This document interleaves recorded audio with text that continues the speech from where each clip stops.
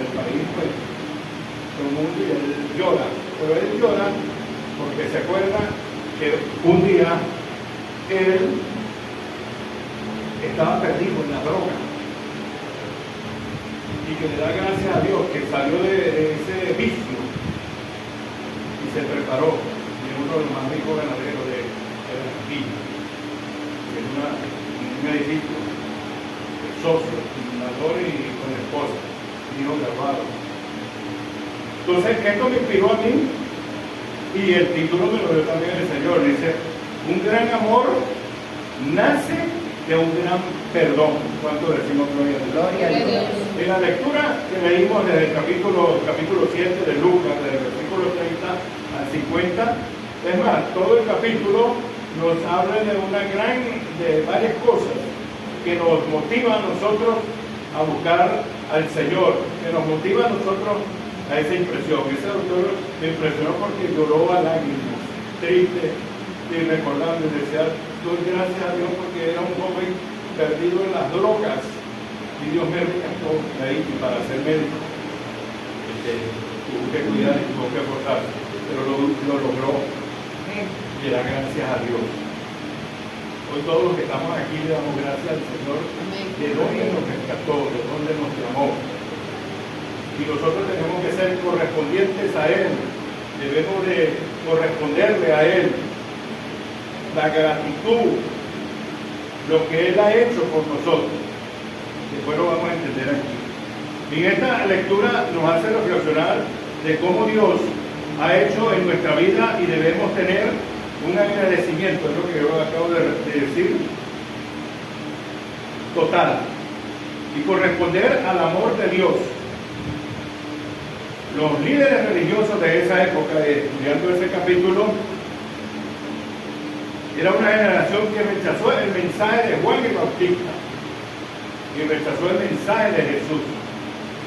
Ese grupo, de los 4 grupos que aparecen ahí, que confrontaron a Jesús, pero más dos: los fariseos, los saduceos, un grupo que llamaban los celotes y otro grupo. Pero los más fuertes que combatieron al Señor ahí y confrontaron al Señor fueron los fariseos y los saduceos. Eran judíos, algunos ortodoxos, algunos muy radicales, o prácticamente los dos grupos esos eran radicales. Los fariseos creían en la resurrección de los muertos. Los saduceos no creían en la resurrección de los muertos.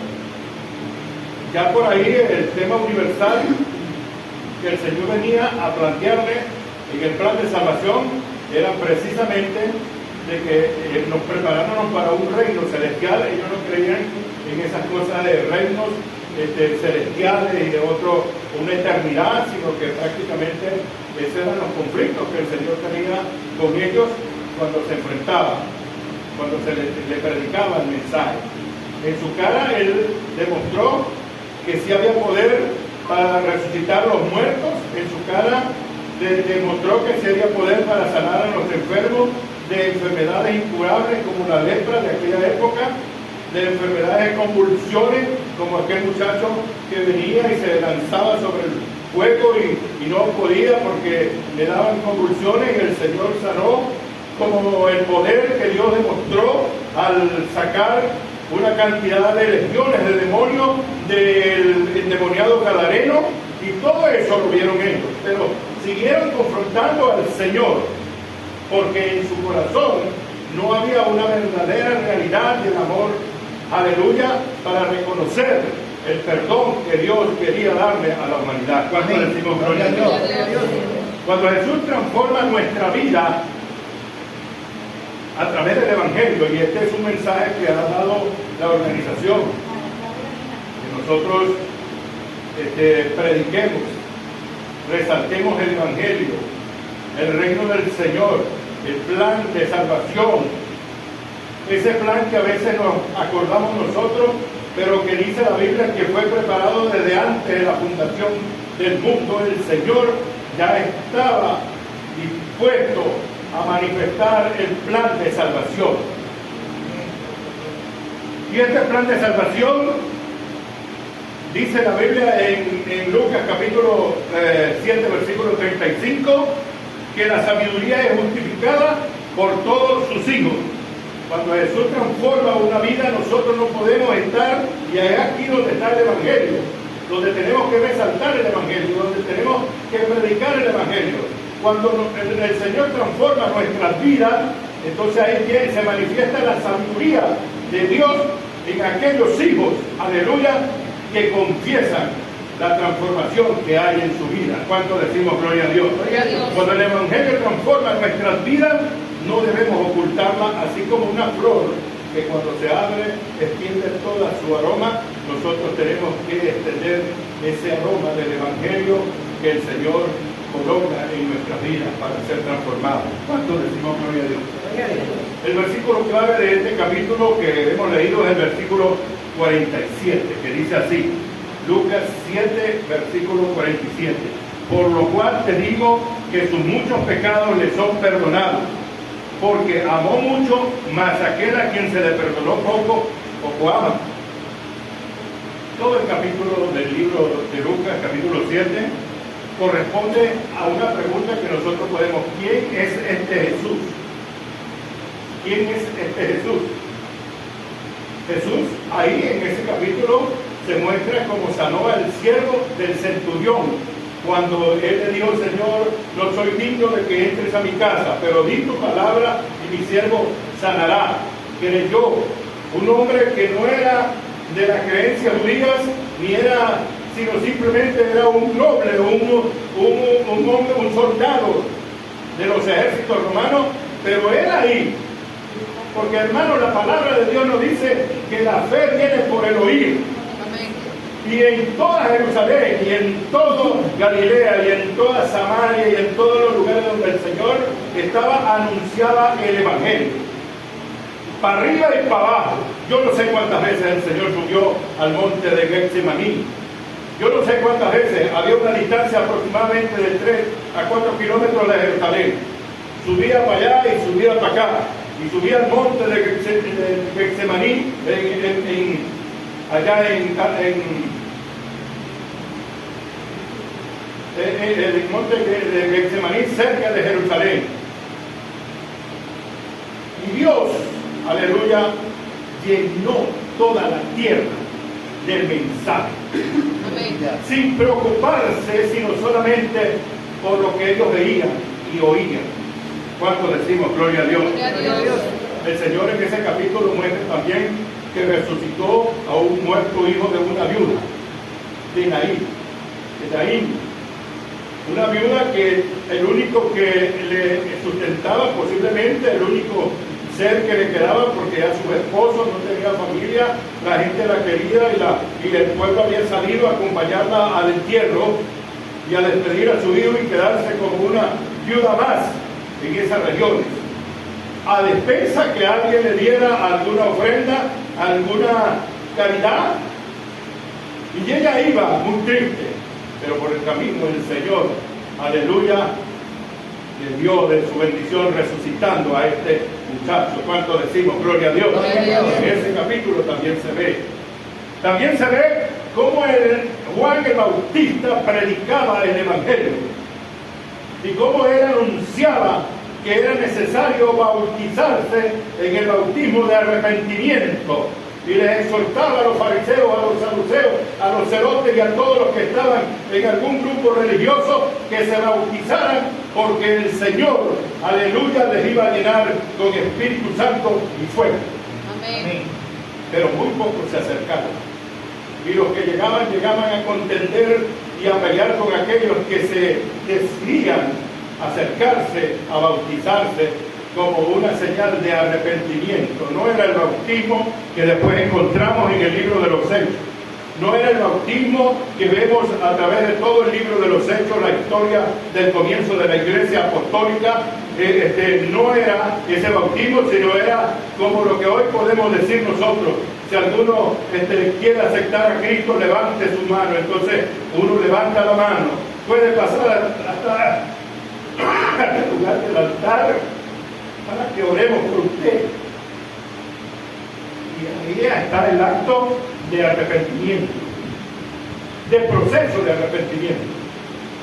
Porque después el Señor va llenando, cuando abrimos nuestro corazón, y tomamos la decisión de nacer de nuevo.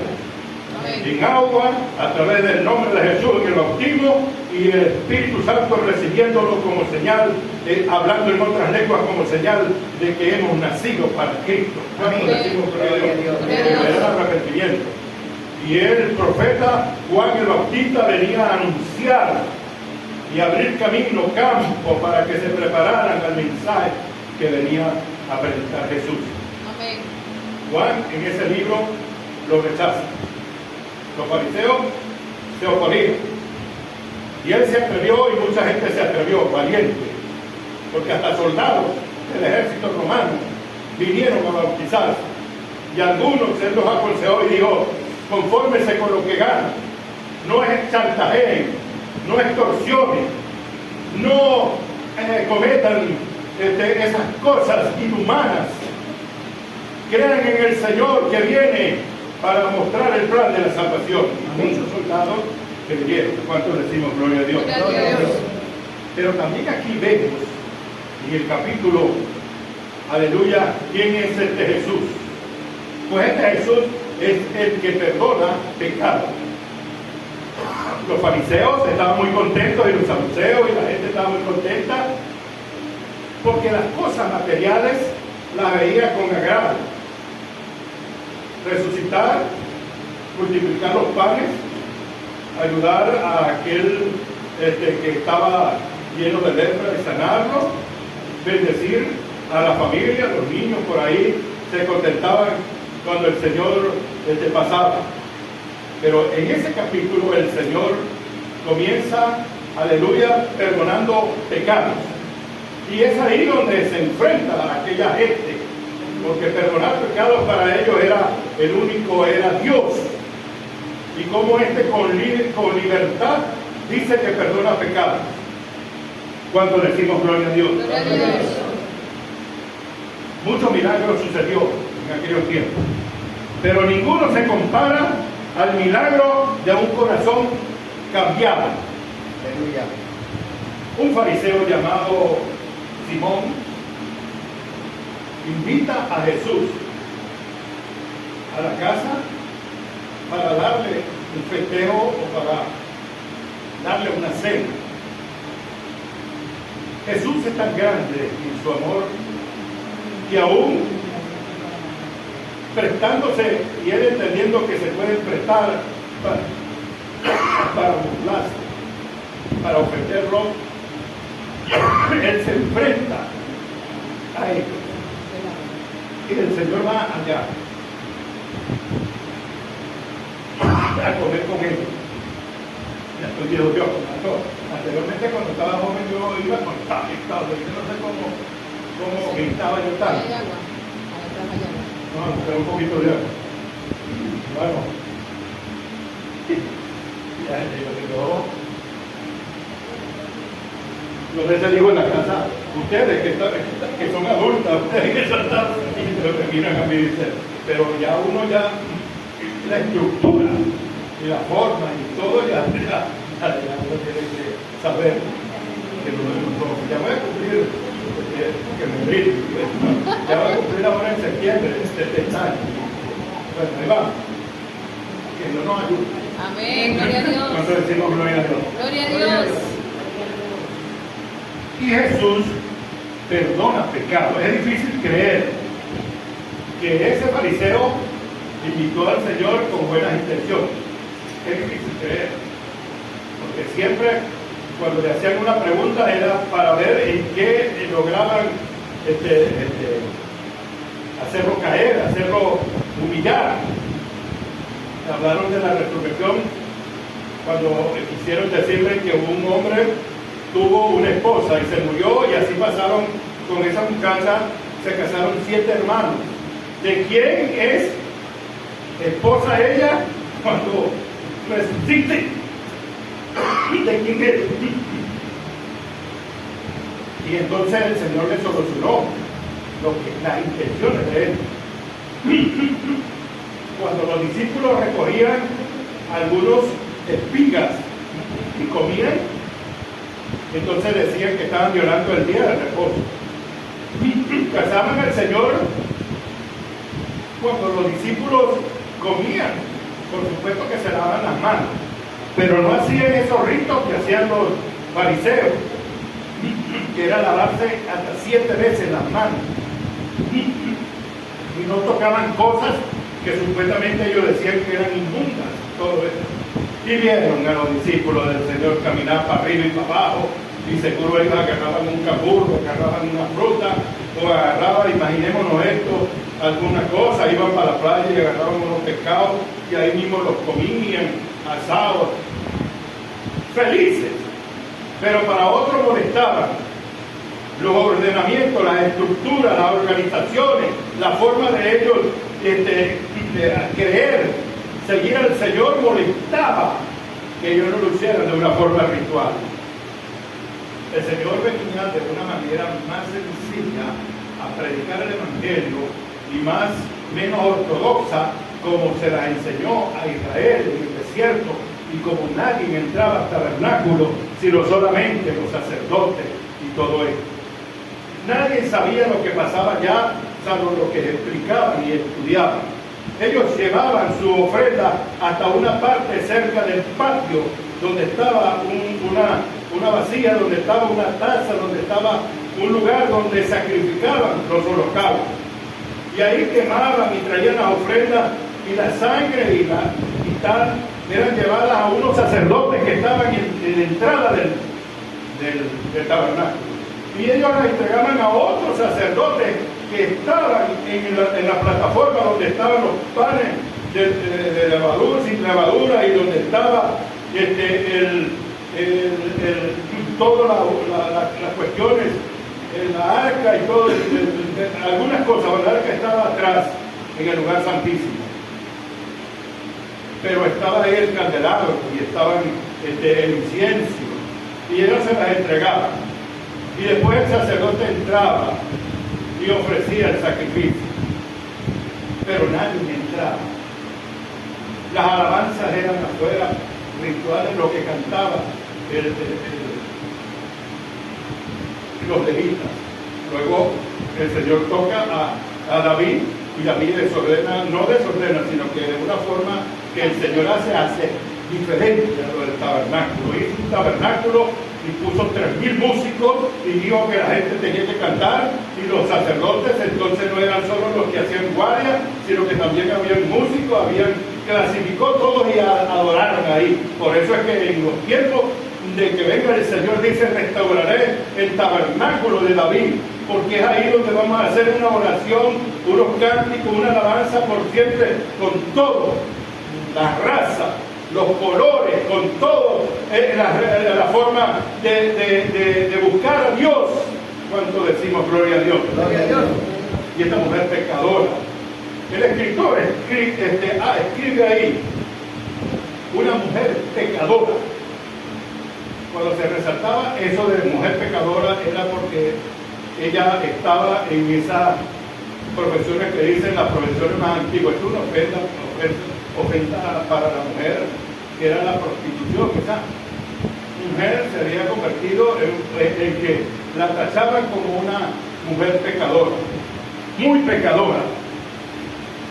Esa mujer vivía en la ciudad, pero posiblemente ella conoció de los milagros del Señor. Ella conoció que se sentaba con pecadores y publicanos. Ella conoció y rompió esa estructura de los fariseos y de los saduceos, y se preparó, porque en los pueblos se escuchaban conversaciones, y alguien escuchó que estaba siendo invitado cerca de la ciudad a Jesús a una comida en casa de un fariseo.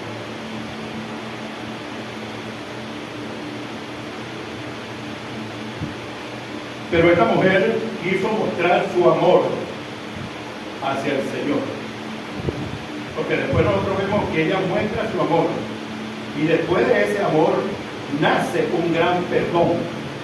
¿Cuánto decimos gloria a Dios? Gloria a Dios. ¿Cuánto decimos amén? Amén. El Señor, a través de todas las cosas que nos hace, nos enamora para que nosotros entremos en un amor interno de nosotros. La Biblia dice que Él nos amó primero, pero también nosotros mostramos ese amor, aleluya, en agradecimiento. no tenemos con qué pagarle, no hay dinero aquí en la tierra que pueda decir a alguien, Señor, yo voy a poner todo esto porque estoy agradecido a ese dinero. No. Los que confundieron en Israel creían que con sacrificios se alegraba el Señor porque en una época eran holocaustos, que era olor y que era un olor grato para el Señor. Pero en los tiempos del Señor ya eso se volvió muy rutinario, que se negociaban los sacrificios.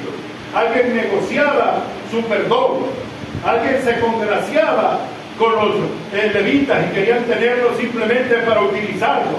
Y por eso encontramos reyes que los levitas y los profetas, inclusive los profetas, algunos profetas, se trataban como de congraciar con los paganos reyes. Y por eso el sacrificio se hizo blasfemo, y por eso el Señor en uno de los salmos que escribe David dice, porque tú, aleluya, no desprecias un corazón contrito y humillado, porque ya tú no quieres sacrificio que no nos cueste, ya tú no aceptas esos sacrificios de holocausto, de machos cabríos, de becerros de 1 año sin defecto, ya eso ya no. Tú quieres un corazón, porque el Señor iba preparando, aleluya, para que nosotros de una forma espontánea amáramos, aleluya, lo que Él iba a hacer por nosotros. ¿Cuánto decimos gloria a Dios? ¿Cuánto decimos amén? Amén. Y esta mujer se acerca ya. Yo no sé si ella había escuchado el texto que dice en Deuteronomio 6, que dice, amarás a tu Dios con todo tu corazón, con toda tu fuerza y con toda tu alma. Después el Señor agrega, aleluya, otra parte que está en los mandamientos, en los 10 mandamientos de amar al prójimo. Y la Biblia dice que en Mateo, capítulo 22, versículo 37, Él dice, amarás al Señor tu Dios con todo tu corazón, con toda tu alma, con toda tu mente. Y este es el primer y grande mandamiento. Pero el segundo es semejante, o sea, igual al primero. Y es amarás a tu prójimo como a ti mismo. ¿Cuánto decimos gloria a Dios?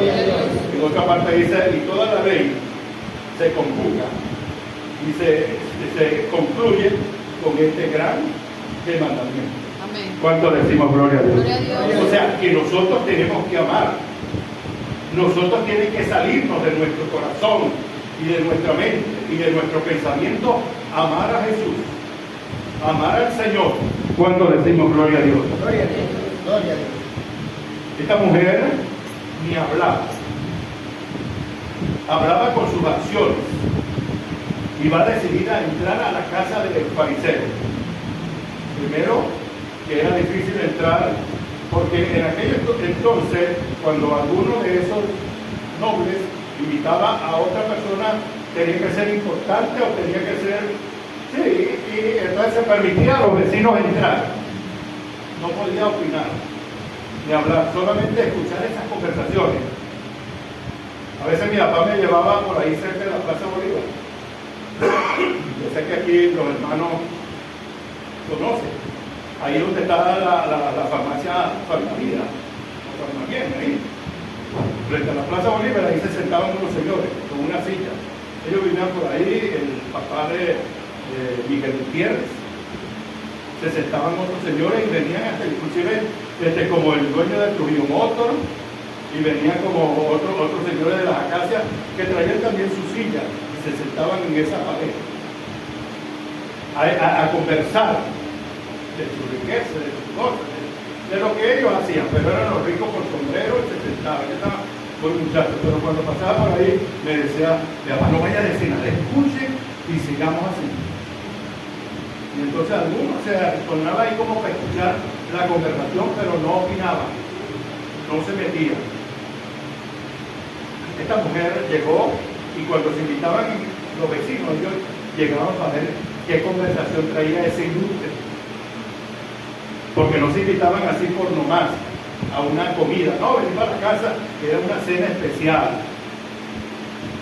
Y entonces esta mujer llegó callada, pero comenzó a hablaba por sus acciones.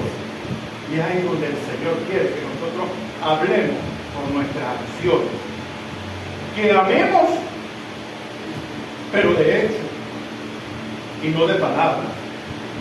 Que perdonemos, de hecho, pero no de palabras. Cuando decimos gloria a Dios. Gloria a Dios. En algún momento esta mujer, que era tachada como mujer pecadora, prostituta, en algún momento debió haber sido una jovencita, muy bonita, de ese sector, de esa región. Posiblemente sus padres ya no existían, se habían muerto, la habían dejado sola. Vamos a imaginarnos esto, vamos a hacer una ilustración así. Porque a veces dedicarse a esas cosas no es porque en aquellos tiempos no era por gusto, porque sí, porque quiero ser artista, no, sino era a veces por la necesidad y porque tenía una soledad. Y de repente quedó joven, sin sus padres, sin nadie. Era despreciada. Ya tenía esa marca. Hermanos, a veces yo tengo que pedirle a Dios perdón, porque en el barrio donde yo vivía, yo era famoso porque le ponía apodos y sobrenombres a mucha gente. Y después esa gente se quedó con esos apodos y inclusive hasta se ponían bravos, porque la gente ahí de sus muchachos comenzaban a decirle, fulano de tal, sultano de tal, y uno y se ofendían porque era fuerte.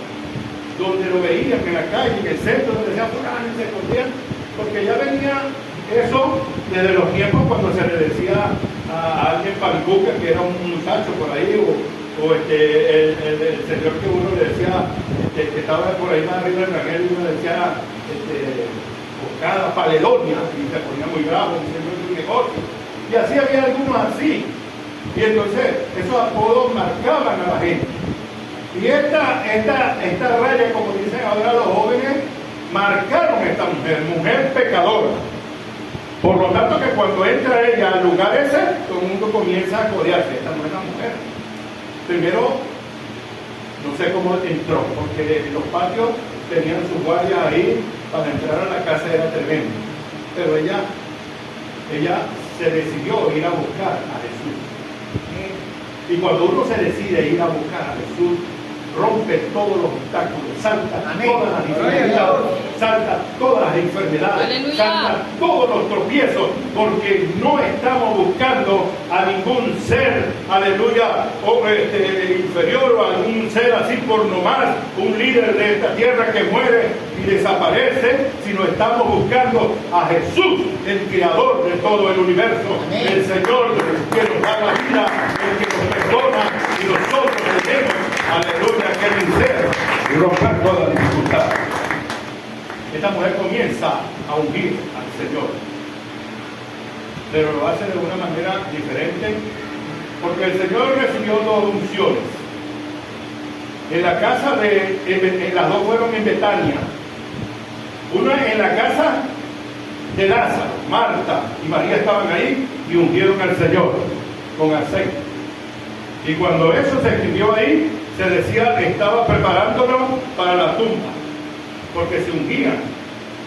Y entonces estaba como mirando a ese que iba a morir, lo ungía. Y luego en la casa de uno también llamado Simón, el leproso, también el Señor fue ungido. Y una mujer pasó y se atrevió y partió y los dos entraron en polémica porque el olor era de un perfume caro y dijeron esto se lo hubiéramos dado a los pobres. Los mismos discípulos empezaron a decir, entre eso estaba Judas, el que dijo esto se lo hubiéramos entregado a los pobres. Él estaba viendo la obra, aleluya, que esta mujer estaba haciendo a Jesús. Es que cuando buscamos al Señor tenemos que ver la obra, aleluya, que nosotros podemos impactar con nuestro amor para demostrarle al Señor que estamos haciendo la práctica y no la teoría. Cuando lo amamos, le honramos y le obedecemos. Cuando decimos gloria a Dios. ¡Gloria a Dios! Pero la gente siempre está mirando y los mismos